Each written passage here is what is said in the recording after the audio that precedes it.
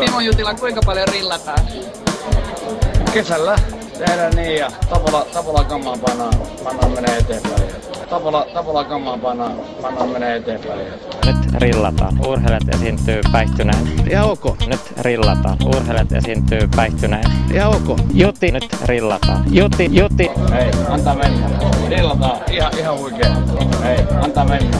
Rillataan. Kuinka paljon rillataan? Juti. Kauaa. Ihan oikeesti. Ihan huikea. Rillataan. Kuinka paljon rillataan? Jossain kohtaa joskus menee ylittäjä. Kauaa. Ihan oikeesti. Tapola kammaan pannaan menee eteenpäin.